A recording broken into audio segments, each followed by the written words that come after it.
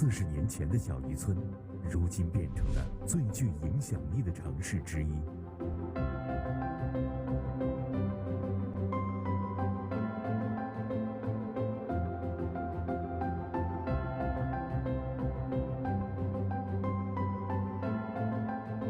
今天的开讲嘉宾，他既是见证者，也是创造者。深圳大学从出生之起就有一种改革创新和开放这种风气，深深地影响着一代又一代的师生。在这里开讲了，与他一同回到最初的原点，与深大的学子们一起分享成长，重新出发。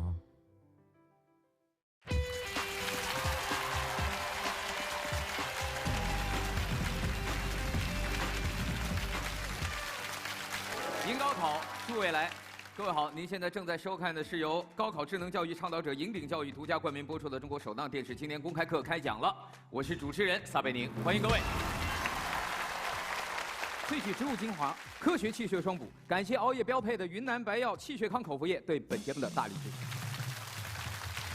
今天是我们开讲了志存高远脚踏实地特别节目。今天我们来到了深圳，此时此刻我所站的讲台是在深圳大学的会议厅。来深圳不是第一次了，但是来深圳大学是第一次。发现深圳大学有一个特别之处，就是校园里到处都长满了荔枝树，而且据说每年深大的同学都可以免费吃上校园自产的荔枝。后来我问了，为什么在深圳大学校园里有这么多的荔枝树？是说这些荔枝树原本就是长在这里，可是当时管理不善，很多树木都奄奄一息。但是深圳大学不仅仅就在这片果园当中建立了起来，而且还救活了这些荔枝树，使它成为了今天深大的一个标志。更重要的是，深大同学的解读也非常的有意思。当别人在励志需要喝鸡汤的时候，我们吃的是真正的荔枝。当我们走进深圳大学这个校园的时候，谁能相信这片校园仅仅用了7个月的时间，就从一片荒地上拔地而起？这是一种怎样的速度？而在这种速度的背后，我们看到的又是中国过去40年怎样的缩影？今天我们为大家请到了一位特别的开讲嘉宾。这位开讲嘉宾不仅见证了深圳大学的发展，更见证了中国40年改革开放历程的一个人。接下来，让我们掌声有请我们今天的开讲嘉宾，深圳大学93届校友，腾讯主要创始人、一丹奖创办人陈一丹，有请。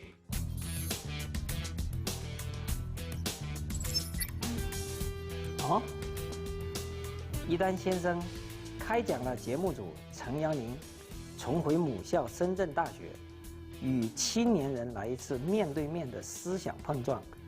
您准备好了吗？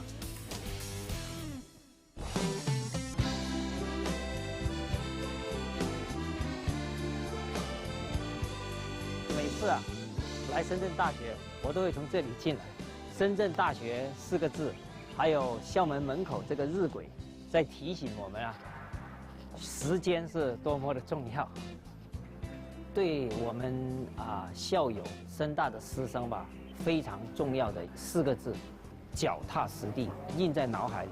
做事、做人都要脚踏实地。这个是图书馆，我待在里头是时间比较多的。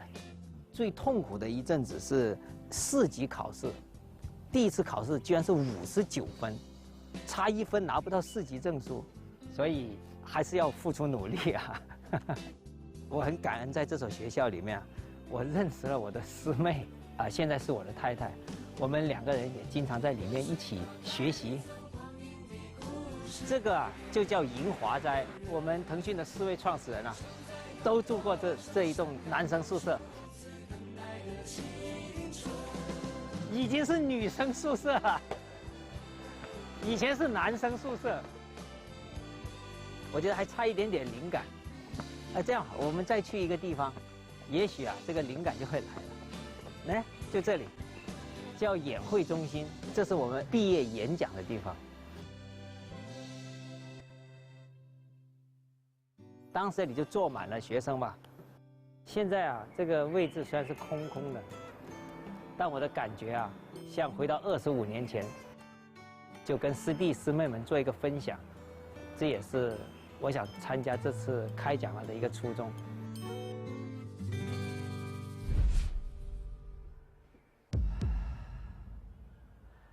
大家好，我是陈一丹。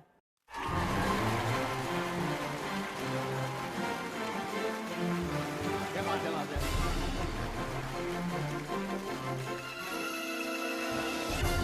谢谢各位，各位请坐。您是深圳大学93届化学系的？是的，那完全看不出来。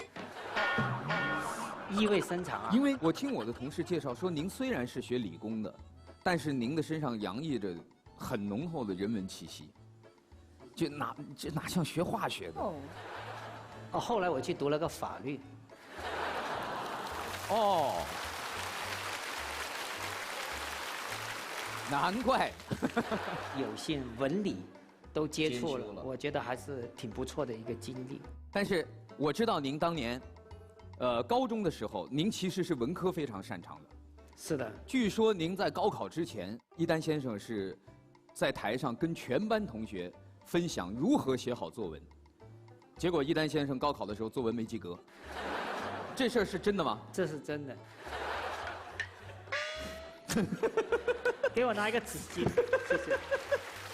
自己想起来都忍俊不禁。是挺好笑的。对，在高考前有一次模拟考，全班有2、3个人上去，如何学好语文，我上去侃侃而谈，真的来考试了。当时500分是及格，我是470分，幸好其他科还能拉上，还拉上去了，所以我还能进深圳大学。但是第1志愿我就进不去了，就去了化学系。为什么当年作文会出现这种滑铁卢式的遭遇？我回想了一下，应该是作文走题了。当时的一篇叫看图作文，就是一个人挖着井，挖了好多个井，总是挖不到底。那我想，这么多高考的学生，无非就2个结论：第一，持之以恒嘛；对，第二个要做调研，调研好了再挖。对，我想全部都是这种答案。我要想第3个，结果走题了。我们特想分享一下当时您的思路是什么呢？我忘了。您那么标新立异的思路忘了？我当时就是为了区别这2个，所以不要为区别而区别。但是这个也确实看到了，就是在深圳这片土地上，尤其那个年代的人们，这种创新的思维或者是创新的欲望很强。所以我觉得这可能恰恰就是深圳这片土地上之所以在过去几十年孕育出这么多了不起的创业者的一个很重要的原因。深圳大学从出生之起就有这个创新的基因，一种改革创新和开放的这种风气，所以其实是深深地影响着一代又一代的师生。但是你们所经历的一切，年轻一代很难去想象最初的深圳是什么样子，最初的深大是什么样子，最初你们创业的时候又是什么样子。接下来掌声有请一丹先生为我们开讲。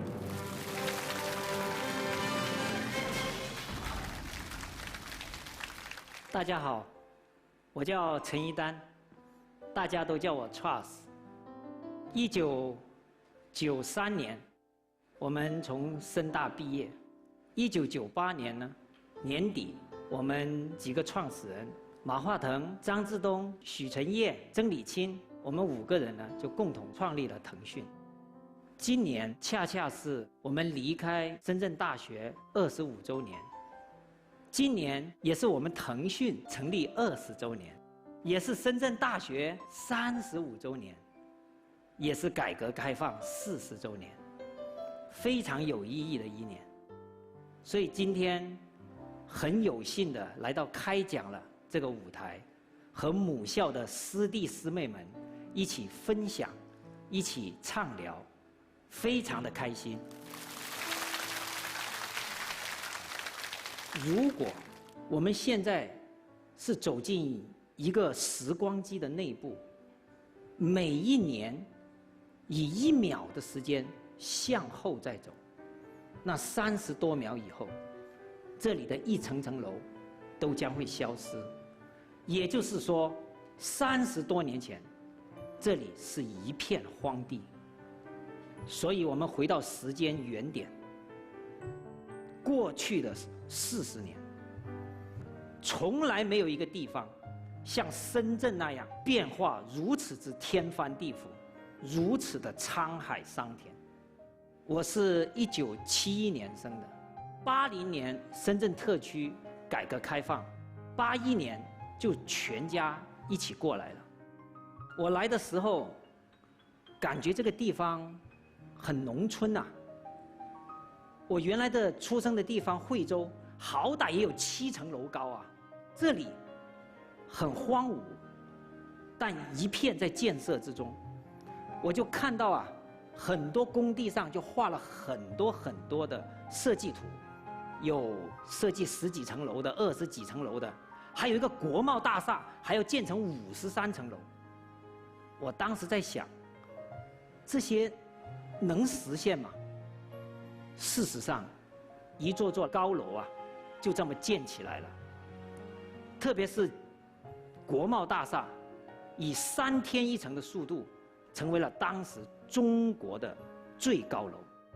这种种种的过程中，又感受到很多对一个小学生的一个冲击，那就是越来越多的可乐饮料、时髦的衣服，啊，还有一些电动玩具，还有电视台上里面的武打片、卡通片，电台里面的所有的港澳台歌曲，哇，真是体验上非常的冲击，觉得很新鲜。那种蓬勃的、向上的、每天变化的气息，都深深的冲击着我。当时啊，深圳有一个开荒牛的形象，登在各个报纸上，深入民心。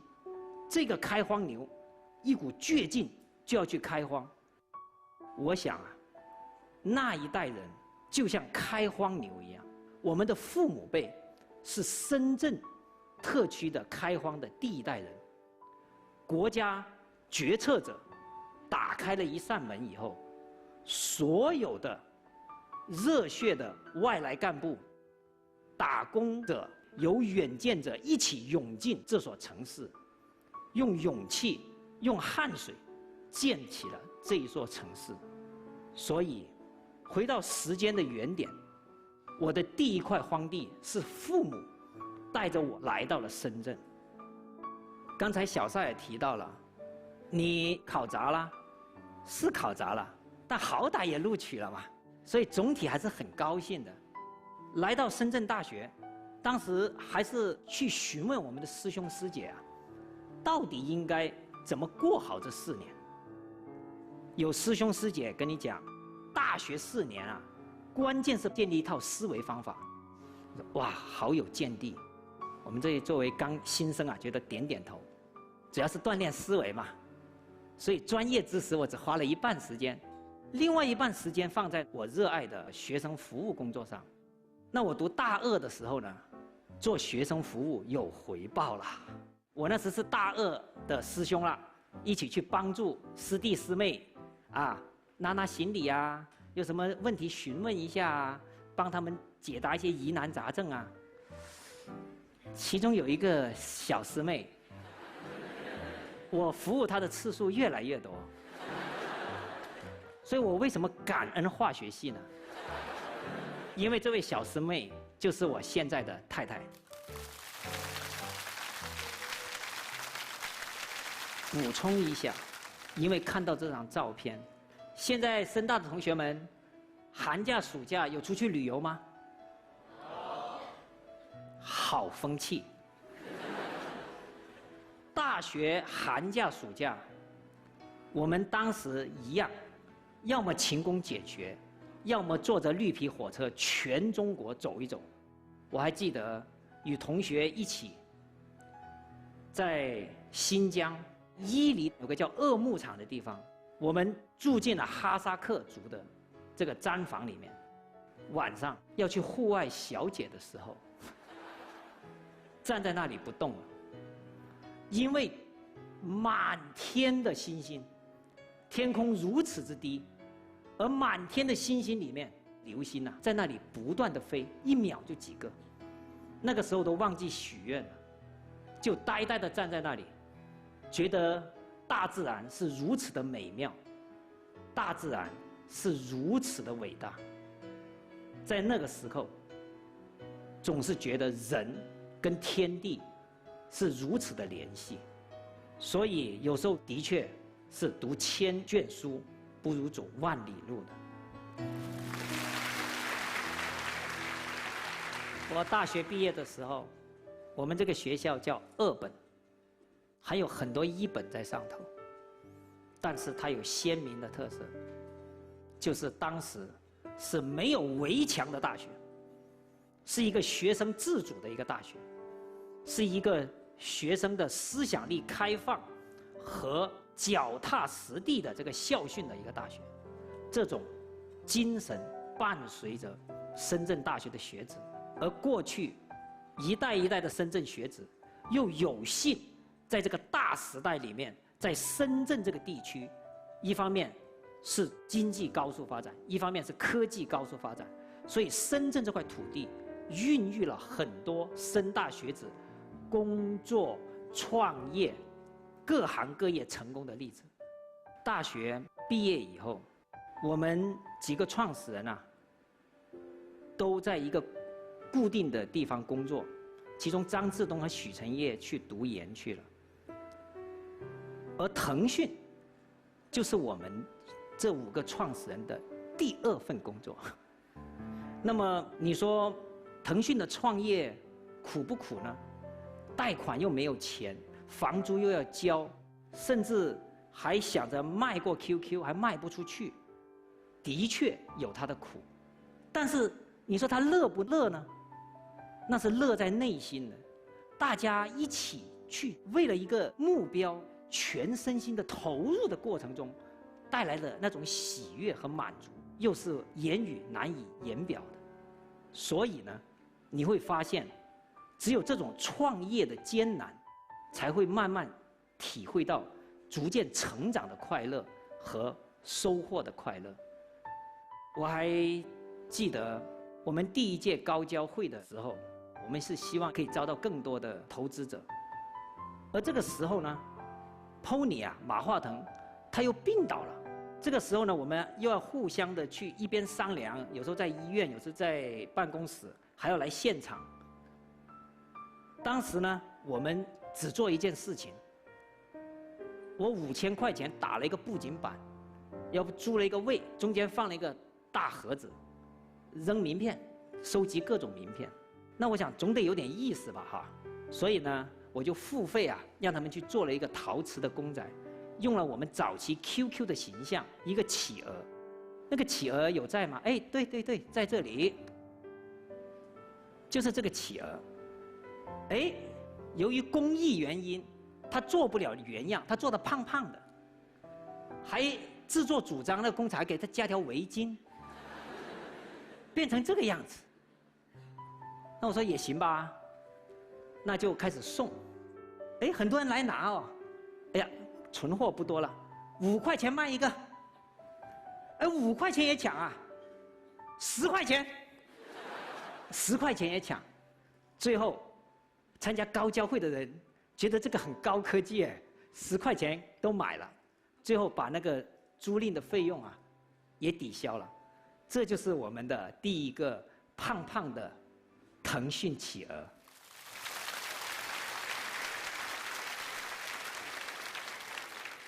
当然后来这个围巾就变成红色了，再设计胖一点，就是我们现在看到的 QQ 的形象。然后第2届高交会融资也拿到手了，精神抖擞的站在企鹅的 logo 前，集体照了这一张相。我们在互联网这个开拓疆土的过程中，有幸参与其中。可以说，早期中国的互联网都是参仿很多美国的一些模式。然而，随着发展，今天我们在互联网很多领域都超过了美国产业，与它并驾齐驱。我们见证了中国的互联网的高速发展，而互联网就是我们的第二块荒地。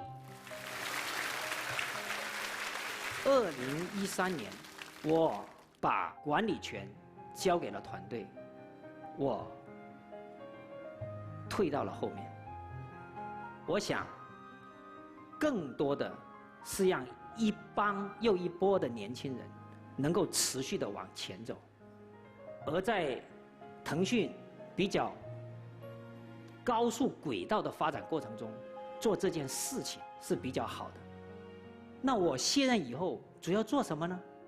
我把更多的关注力放在公益上，也把关注力放在教育身上，而把教育作为我一生的志业。为什么呢？因为我始终相信，教育是解决社会问题的关键。我们碰到很多的社会问题，最终归结都是人所产生的，而解决这些社会问题，最终靠的也是人。因此，社会的进步归根结底要靠人。所以，我就把很多的精力、关注点放在教育身上。为什么设立一单奖呢？我当时就想，教育这么复杂，怎么去团结更多人去推动教育呢？终于有一天晚上，我想到了，我把它写在日记上，设立一个人文奖项，旨在推动人类对宇宙人生的领悟和贡献。我写完就把日记本给合上了。公益事业、教育事业是未尽的事业，永远在路上的一个事业。所以，公益、教育是我的第三块荒地，我还在路上。很多人师弟师妹们可能会讲：“啊，师兄，你们遇到一个好年代啊！”其实，我觉得每一个年代都是它最好的年代。大家是90后吧？90后是中国第一次出现了自己想干自己的事情的一代人。为什么这么说呢？因为你们的父辈已经是在改革开放的基础上成长起来的，而你们作为他们的下一代，得到了这样一个和平的环境和一个经济发展的环境和一个世界更加联系的环境，你完全是可以按照自己的志趣和理想去工作、去生活、去创业。而这个时代也是我们迎接下一代时代的一个转折点。因此，在这个时代里面，对我们在座的年轻人来讲，是个极好的机遇，也是一个全新的挑战。因为在这样一个迸发的时代里，你站在什么位置？你怎么去跟这个社会去融合？你怎么去发展？因此，每一个人回到自己，不要脱离自己，审视自己，让自己去成长，同时以开放的态度去拥抱这个世界。可以说，今天我们讲深圳，不要忘记我们是怎么来的。我们是从父辈特区开放一直走到今天的开荒牛精神。也许我们此刻想到的是父辈的开荒牛精神，他们那个年代，无论在哪一个工作岗位，他们都有一股劲，就是兢兢业业、很努力，不怕吃苦，认真负责地做好本职工作。因为他们知道，做好他这一份工作，整个社会就会往前走。所以这一种难能的开荒牛精神，到了今天，它还有没有呢？新的时代里，我们这种开荒牛精神，融入了跟这个时代更多的结合，更多的创新。因为我们今日的这个社会形态，已经更加的包容，更加的多元化、立体化。这个体系已经在多元化的往前走，因此跟个人的结合会有更多。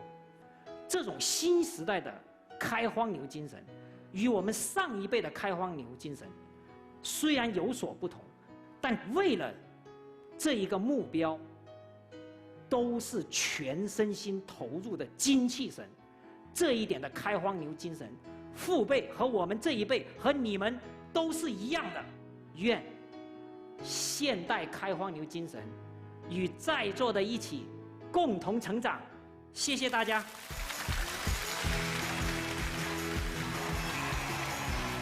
谢谢您。萃取植物精华，科学气血双补，云南白药气血康口服液，熬夜标配，邀您继续收看开讲了。谢谢各位，请坐。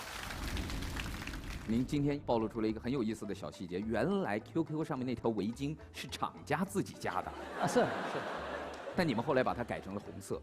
对，还不错。明天节目播完，我估计可能腾讯就会收到厂家发来的公函，说请付设计费。所以好多东西都是非常巧合，但是就成就了一个创业的传奇。问您几个观众提的问题，很有意思。今天的观众非常踊跃，大概收到了真的是我没有数，但是确实应该是创了开讲有史以来的记录。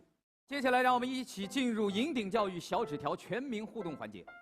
简单的问您一下，他说：“您好，我在深圳大学快要10年了。”哎，恭喜你这么喜欢这个校园，非常喜欢校园生活，看出来了。在您的大学生活里，您最难忘、认为最有意义的事情是什么？留的名字是一个韩国留学生。那位留学生可以站起来吗？好奇问一下。哪位？留学了10年。说中文可以吗 ？OK。10年了，一句中文都说不了。他怎么在这儿生活的呢？我估计连廣東話都冇問題。啊，廣東話識唔識講啊？聽唔明？你看，哇！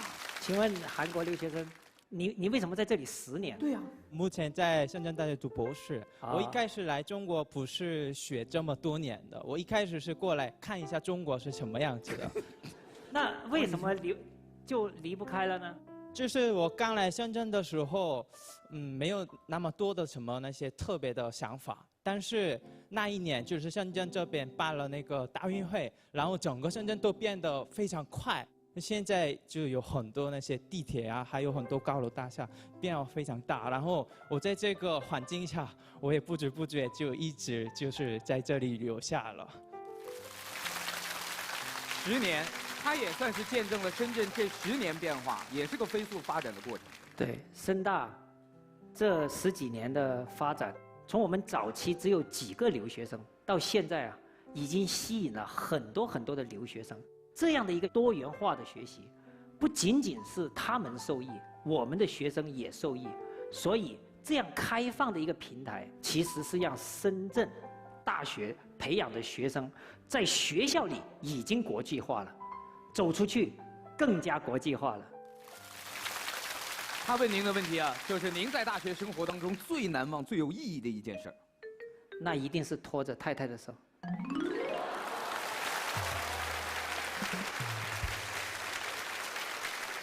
那会儿您只能叫新生服务。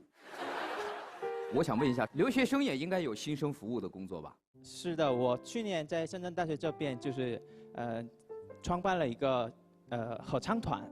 我认为这个合唱团呢，可以给很多人创造一个空间吧。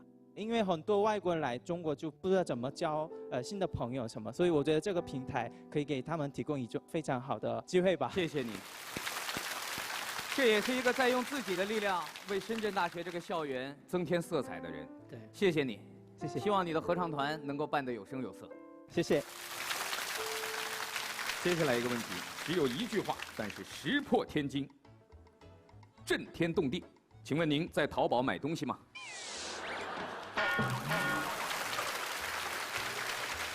有没有一种于无声处听惊雷的感觉？我很少上淘宝买东西的，对，但我们的产品经理啊，还是会经常去的。嗯哼，回答完毕。好。哎呀，好像我这个回答对应不上你这么石破天惊的问题啊。没有，我们已经解读出很多信息了。好，谢谢。很多信息。我自己呢是不经常去的，所以偶尔也会去。第二，我们的产品经理会经常去，去是干什么呢？大家自己想。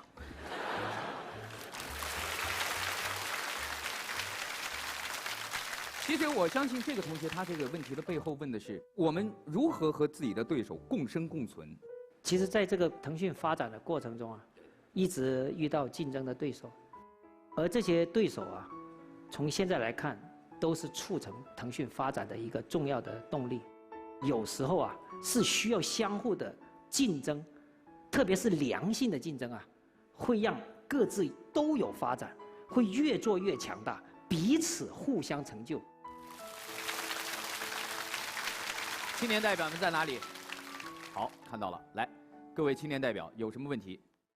一丹师兄好，我是15级化学与环境工程学院化学专业的岳威，我今年大3了，我也是学化学的嘛，但是我可能现在学着学着对这个不是很感兴趣，所以我又打算修一个管理学院的一个课程，然后拿一个管理学的一个学位。你是真觉得现在对化学兴趣不大了？对，因为之前高考之所以报化学，是觉得自己化学高中的时候化学成绩还不错，但是一上来以后呢，就逐渐感受就是不是很喜欢这样的一个。你现在才大3呢，确定现在就这样宣布了吗？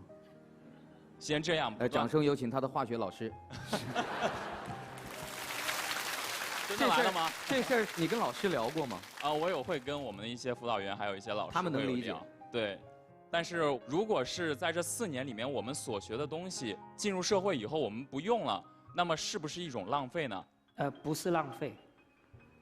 你把一个学科化学全部学好，还是物理全部学好，数学全部学好，本身里面的逻辑思维和整套运作体系，你经过了，就是完成的一个系统性的一种能力。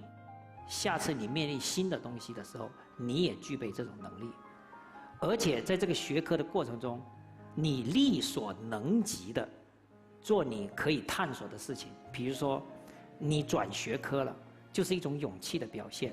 但有没有用呢？就抱着这种心态一直学，不会浪费的。谢谢一丹师兄。下一位，陈一丹先生您好，我叫李伯伦。那么我就想，跟师兄交流，当您在20岁的时候，在新疆那片广阔的天空当中，许下了什么样的就是把那张照片调出来，要配着那个背景说，当时这就一定是您摆了很久。有点摆，有点摆。对，找到最好的角度说好了。这一张图呢，就是看完星空的第2天早上，骑着马，满地都是野花，满山遍野的野花。当时有几个同学，其中也包括那位小师妹，应该是他帮我拍的吧？应该是他帮您拍的。那我对着星空的时候呢，我压根没有许愿，也没有想法，就静静地站在那里，看着天空，也不知道意味着什么，就觉得这一刻，我跟这个世界融为一体了。这个感觉对我将来有没有帮助，我不知道。所以有时候不一定要求着答案，你就感受那一刻。那我也是在大2的时候就拖了7个同学跟我一起出去创业了。当时我感觉就是这个躁动的心和我这个想迈出去的这个腿是一致的，我特别想把这个事做好。那么我们看到另外一个不好的一面呢，就是说现在很多数据都出来了。中国每分钟会有8间新的公司，那么公司的失败率、死亡率可能到90%，那大学生创业可能都失败率可能95%。我觉得我们听惯了很多人去讲说，哎，你们大学生应该这样。如果您作为一个父亲，你怎么来看待这件事儿？您支持您的孩子创业吗？我想从2个角度回答你的问题。第一个是从父亲的角度，我的孩子啊，今年要读大学了，刚好这个大学毕业25年又一个轮回，现在轮到我的孩子读大学。在他的成长过程中，我跟我太太呢，就是说做一个无条件的支持。这种无条件的支持不叫做放任不管，其实操心更多，但是不是按我们的节奏，不是按我们的想法，而是让他独立探索出那一条路来。所以有一段过程中，我们跟他讲，你最后读不上大学也没有关系，你休学1年也没有关系，但是我们希望你呢，在独立的思考中去成长了，我们就无条件的支持你。他慢慢就会发现，父母是什么呢？特别在叛逆期的时候，父母是 support him 来的。他要做什么呢？是这条路是他自己闯，他往左，他可以去左；他遇到困难，他也要往左。慢慢他的独立性格就形成了。所以作为父辈的一个支持啊，又刚好你们遇到这个时代呢，我觉得还是让孩子自己去探索，因为创业失败成功本身这一条路就是一个难能可贵的人生路，这个让他自己去走。第二个就回到创业这个路来，创业本身的确是很残酷的，而且失败率相当的高。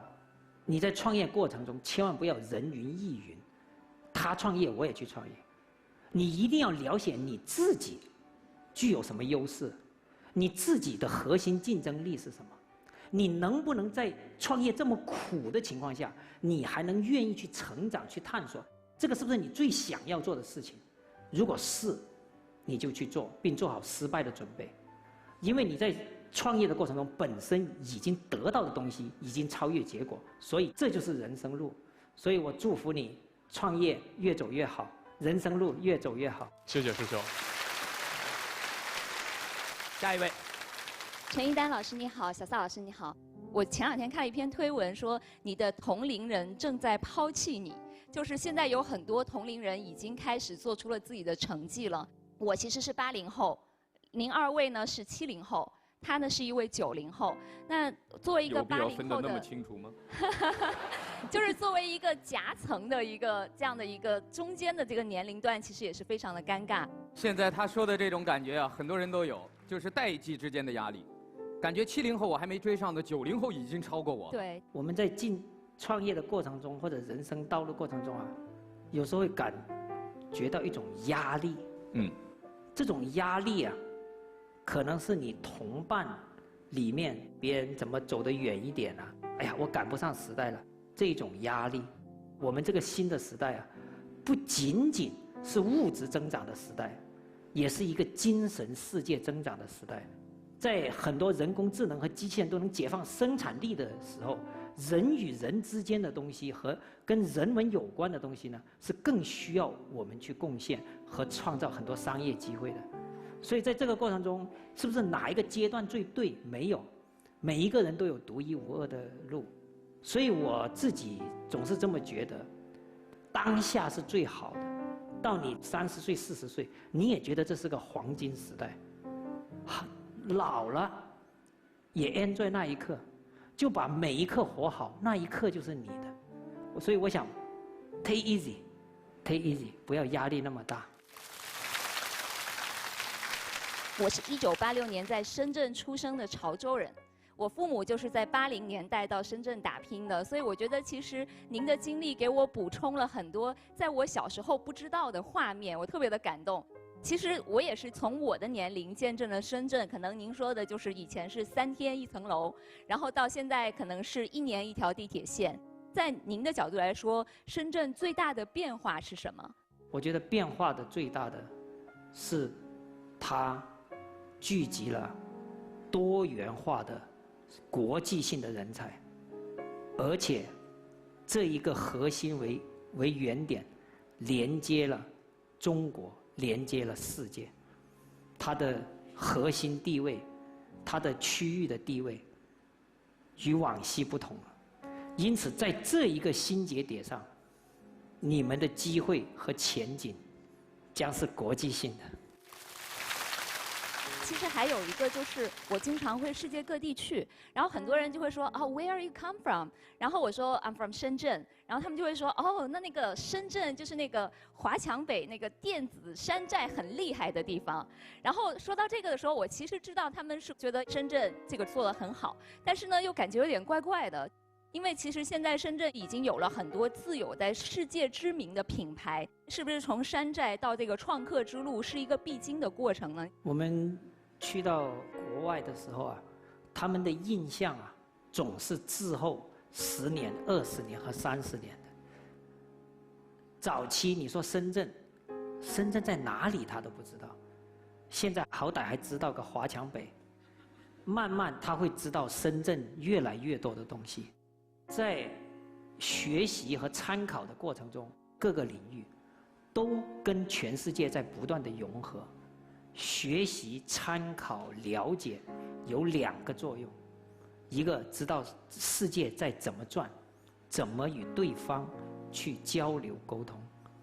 更重要的一点是，了解完之后，走适合自己的路，走适合自己国情的路，就会有发展。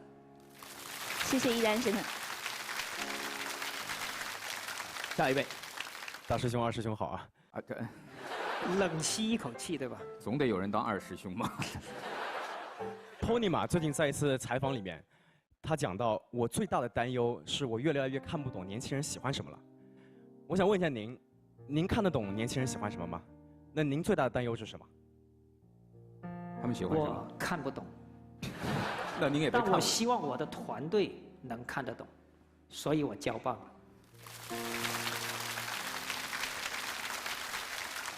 现在90后都已经出来工作了嘛？这个我们现在公司有150号人，里面有50%的人全都是90后。我想问一下，您作为曾经的腾讯的 CAO， 在目前管理90后这样一种很有个性、很有主张、很有自我实现的这样一群群体里面，这些人你有没有对于他们有特殊的一种管理办法或者激励措施？每一代人都有他的成长路径。首先，我们要相信每一代人都在不断的进步，也有他的特点。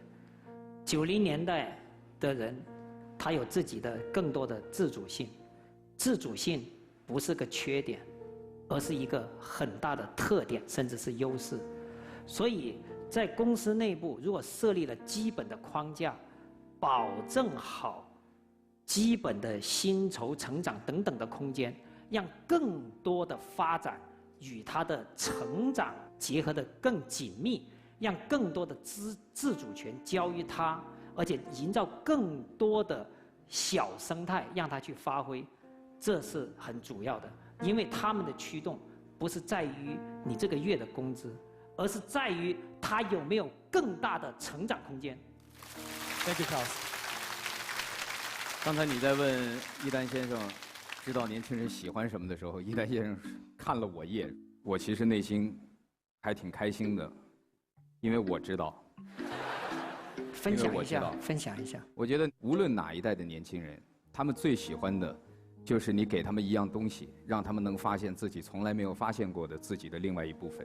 哦，原来在我大脑中有这样一种想象和空间，我原来自己不知道。但是你给他一个工具，让他发现原来自己还有自己不知道的地方。我觉得这可能是永远一代一代的年轻人前进的，激发他们对自身的好奇、对世界的好奇和想象的一种力量。因为驱动人类不断进步的是好奇心，这么有自主的年轻人，让他发现了自己，太开心了。最后一位青年代表。主持人你好，陈一丹先生您好，我是赵源，今年研一。其实我刚刚来到深圳半年左右，虽然我来深圳的时间不长，但是我真的感受到深圳浓厚的创新和创业的氛围。在我大学认识的很多其他专业的朋友，他们都选择毕业之后来到深圳工作，其实看重的就是深圳创新的氛围，还有它的发展的空间。但是其实我作为一个行外人来看，我非常的困惑，包括说我今天坐在这个地方，其实我坐立难安。来到这个会议厅之前，我们几位青年代表在外面稍微讨论了一下我们的日常生活。我认为他们都是青年才俊的代表，我是一个青年代表。你被他们蒙骗了。我觉得我非常的普通，但是并不代表我不独特，并不代表我甘愿平凡。那么对于可能像我一样普通的平凡的孩子，你想说些什么呢？这都已经到孩子了，从80后到了孩子。非常感谢你这么真诚的问题。因为我有时候孩子也会有这种问题，那么他不说出来呢，我们还怎么看待他？我们每一个人呢，在思考、委屈、孤独、找不到方向的时候，你要享受这一刻，因为这一刻就是你成长的时刻。我好痛苦啊！我怎么冲出这个牢笼啊？我是挣扎着呢，还是找怎么样？那个人又这样呢？这种信息证明你在独立的思考。这种独立的思考，在我们这个成人的阶段呢，是心态逐渐塑造的一个过程。这个过程，你要认为是积极的，不要认为是痛苦的。这种煎熬就是你成长的过程，去寻找它。那么最后呢，落脚点还是落在自己身上，走自己独特的路。有些高不可攀，有些太遥远。那么你能做的，尽力最大的地方，就好好的抓住它，然后坚实的迈进前一步。你这一步比旁边那一步的人小，但那个人是他，你是你，你跟你自己比，你已经迈出了这一步。不断的学习，不断的吸收，在这一步基础上再迈进一步，这一步跟别人无关，这一步是你自己的这一步，就这样一步一步的成长，心是安的。刚才两位在聊的时候，我一直在想，什么叫不平凡？我突然想到您当年那个作文，挖井的那个人，您当时就在想，估计所有的人都会往那几个方向走，所以我想往不一样的方向去。就像今天所有的年轻人都是我要卓越，我要成功，我要站在所有人的最顶端。当所有人都这么想的时候，请注意，甘愿平凡恰恰成了最大的不平凡。你以为一期节目，你们看到的是主持人和嘉宾，你知道这每一个灯需要我们的灯光师调多久？每一个摄像师的每一个角度给谁？我们的导播台如何切换？包括给我们调麦克风的每一个技术人员，他们也许是这个节目的组成部分里面非常平凡的每一部分，但是哪一期节目缺了他们，对不起，你们在电视上就根本看不到我。现在的年轻人可能就像您说的，把自己最擅长的事情做好，在自己的这个岗位上，也许你就会成就最不平凡的一个传奇。我一定会把我擅长的事情做到最好，争取把平凡的自己活得最不平凡。谢谢，加油！每一个年轻人都有他自己看问题的角度。我们就算今天问60个、600个，可能他们仍然会从不同的角度向您发问。但最后一个问题，在今天，我特别想问的是，您当年在新疆看着满天的流星的时候，您完全忘了许愿？不是忘了，是在那一刻跟大自然融在一起了。如果此时此刻给您一个漫天的流星雨，您在今天经历过这么多之后，回到深圳大学的讲台上，如果此刻您最想许一个关于未来的愿望，会是什么？因为今天是站在这个舞台上，跟我们师弟师妹们一起分享。讲大了，我们都是一个大家庭的成员，也是深圳人。我愿我大家庭的成员们，未来一切都好。感谢陈一丹先生给我们带来的精彩开讲，也感谢各位收看我们这一期的志存高远，脚踏实地。下一期开讲，再见。